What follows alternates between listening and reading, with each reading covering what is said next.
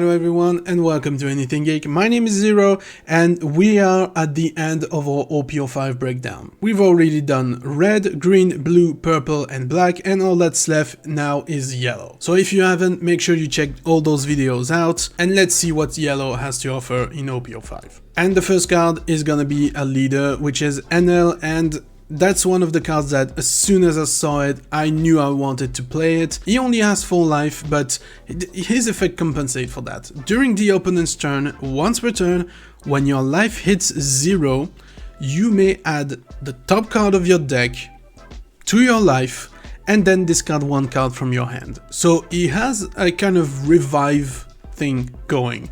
So controlling your opponent's board is gonna be key, because if he cannot deal 3 attacks in a row, he's not gonna be able to win, right? Because you already have like at least 1 other life and possibly a trigger from it. So that's very cool, that's very interesting. I love this mechanic. I want to build a deck for him, just as much as I wanted to build a deck for VV in OP04. And of course, this is the first card of the Sky Island type that we're gonna have, but you will see that during this breakdown of the yellow color, most of them are gonna be Sky Island, so Sky Island is gonna be a lot of support right off the bat for OP05. And so the first character that we have is Amazon, which is a 3 cost, 0 power and a counter of 1000. And her effect is, during an opponent's attack, you may rest this character and your opponents may place 1 card from the top of their life in the trash. If they don't, up to 1 of your opponent's leader or character has minus 2000 power during this turn. This card is so sneaky, I love it. Imagine this, okay? You're late game, you've played a big card on the board and your opponent is trying to remove it by attacking it. And he has like 1 or 2 life left. You rest this character and you're forcing him to choose either give up 1 of his life or lose the battle with your big character, and he cannot remove it from the board. I love it. And we already have the first SR for yellow, which is going to be NL, the character. It's a 7 cost, 7000 power, also has rush as a skill, and once per turn, if this character were to be removed from the field, you may trash the top card of your life instead. But if a character Monkey D. Luffy is on the field, this effect may not be activated. I love how they reference the manga in this thing, because Luffy is the only one capable of touching NL, but if you're not facing any Luffy, then it's actually a pretty tough card to remove from your opponent's board. And also, since it has rush, it really can be like damaging to your game plan. Next we have Home, 4 cost, 5k power, counter 1000, and if you have 2 or less life, this character gains plus 1000 power.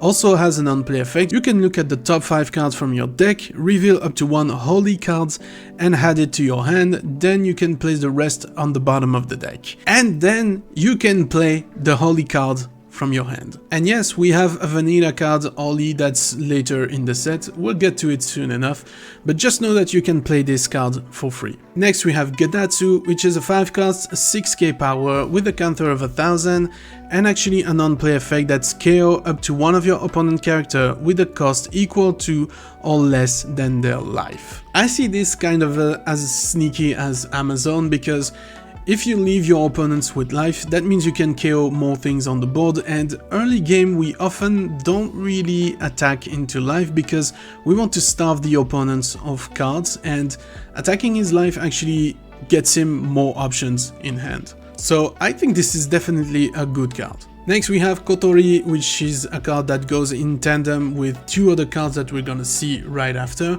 It's a 3 cost, 3000 power with a counter of 1000, and on play, if you have Otori, which is one of the other cards that it goes with, you can KO up to 1 of your opponent's character with a cost equal to or less than the number of your opponent's life cards. Kind of sneaky like the other ones. I like this effect, and it's actually easier than you think to play this effect. We'll see that in a moment. Next card we have is Konis, 1 cost, 0 power, 2000 counter, so very good because we need the 2k counters. And on play you may place one of your stage card on the bottom of your deck, and then you can draw a card and trash a card. I mean, if you have a stage and it's done its thing and you don't need it anymore but you need to draw, yeah, definitely play this.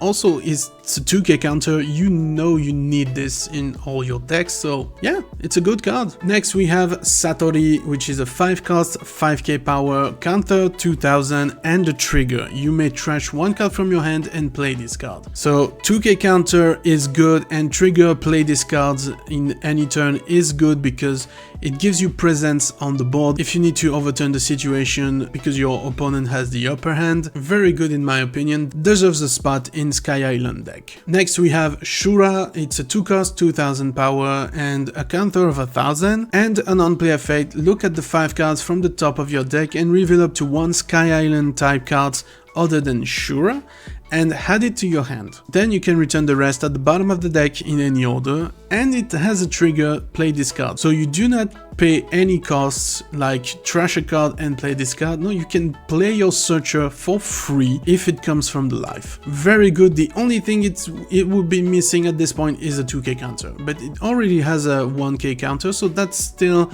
very valuable. Next we have the first Lieutenant Spacey. It's a 3 cost, 4k cards with a counter of 1000, and during your turn, once per turn, when one of your life cards is put into your hand, this character gains plus 2k this turn. So there is actually gonna be value in taking your own life into your hand, which kind of like bring the game on its head a bit, but it's like that you make archetype that is fun to play and engaging. We then have a vanilla character, Nola, from the Sky Island type, and 5 cost, 7k power and 1000 counter. Very classical as a vanilla, solid medium body to put on the board in any circumstances. Next we have Pagaya, 1 cost, 1000 power, 1000 counter, and an effect once per turn. When you activate a trigger, you can draw 2 cards and discard 2. So you get draw power in the form of a card cycling here, but that's on the condition that you activate a trigger. So this might become useful, but we need to see before that. Next we have Ollie, 3 cost, 5k power and a counter of 1000. This is the card that you can play for free using Home. And the next card is Otori, the one we've talked about earlier. It's a 3 cost, 3k power with a counter of 1000, and when you play this card, you can play 1 Kotori from your hand and then add up to one of your character with a cost of 3 or less to the top or bottom of the owner's life cards face up. So you can potentially like get rid of some low cost in your opponent's board by putting them in his life, and make sure that this life doesn't get him like a good return on investment. But also when you play this card, you get to play a Kotori for free, which when you play Kotori activates his on play effect, where you have Otori on the board, which allows you to KO something on the opponent's board that is equal to or less than the total life cards of your opponent. Hence why you would put 1 life back into your opponent's life before doing that. And I mean, you can potentially go and seek out a 6 cost on your opponent's board with this effect, so it's not that bad, really. Next we have Captain McKinley, 3 cost, 3k power, counter of 1000. It's a blocker and has an on-KO effect that you can play up to 1 cost 1 Sky Island type card from your hand. And yeah, on-KO on a blocker is actually good because you get to activate that on-KO effect. If you have an on-KO and your opponent never targets that card on your board, then it's a dead way on your board, basically. Luckily, this one is not, and it fits really well into the Sky Island type so far. Next, we have the last character of the set. It's gonna be Yama, 2 cost, 2k power, at counter of 1000, and it's just a blocker. So, very useful because we need blockers. It's a 2 cost though, a bit expensive because we have some 1 cost blockers that can be useful as well. But it's in the Sky Island type, so it's up to you to see if you want to put another blocker that doesn't have the type and is not that's searchable, or if you want this blocker and pay a bit more price to get it on the board. And now we start with the event. The first one is El Tor. It's a 1-cost counter event. Give up to one of your leader or character plus 2k power for this battle. And then if your opponent has 2 or less life, you can give this card an additional 2k power. So it's a reverse Red Beam, basically. Red Beam boosts you by 4000 if you have 2 or less life cards. This card boosts you by 4000 if your opponent has 2 or less life cards. Also has a trigger, you can kill up to one of your opponent's character with a cost equal or less to their life total. If you get this from a trigger early on in the game, you get more value out of it. Or you keep it to the end game and you play it once you really need that boost in protection. It's a good card. I have to say it is a good card. I like this very much, and this is gonna be my go-to counter when I'm going to build this Sky Island type deck. The next counter card we have is 200 million Volt Amaru. It's a 2-cost main event that up to one of your leader or character gets plus 3k power for this turn. Then if your card is 1 card or less, you can rest up to one of your opponent's character with a cost of 4 or less. You also have a trigger, which is you may trash 2 cards from your hand, add up to 1 card from the top of your deck to the top of your life. It is a hefty price for the trigger, but you get another life. If you get to live another turn, this is good, okay? This helps you have more staying power, and with the leader effect being already what it is, this is very good. Imagine you get this as the additional life from your leader's effect, you get to draw this, and now you have yet another life back into your life. That was weird. Anyway, I think this is good and I will play this in my Sky Island deck. You better believe it. Next event, we have 13 million Volt Thunderbolt. It's a 2-cost event with the main effect, KO up to one of your opponent's character with a cost equal or less than their life. So you're better off activating this early in the game. Also has a trigger, you can activate this card's main effect. That's very good. That's totally free if you get this from your life. And the last card, which is one that really turned my head around when I saw it first revealed, it's the stage for Sky Island. It's a 1-cost stage, upper yard, and a non-play effect. Look at the 5 cards from the top of your deck, reveal up to 1 card with the Sky Island type and add it to your hand. Then you can place the remaining cards at the bottom of your deck in any order. This is a stage searcher. This is so good to me, and it's a non-play effect, so you bounce it back with Conis like we've talked about before, because once you've played it, there's no use for it staying there.